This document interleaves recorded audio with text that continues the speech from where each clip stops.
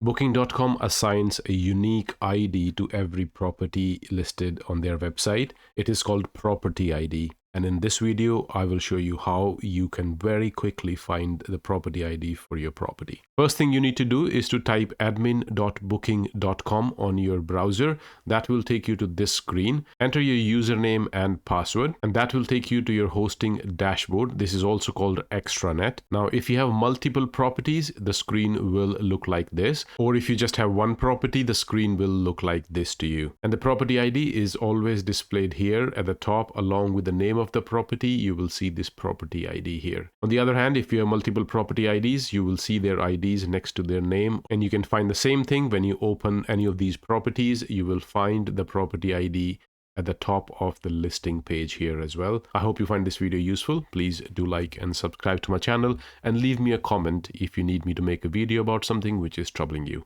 Have a wonderful day wherever you are. Until next time, bye-bye.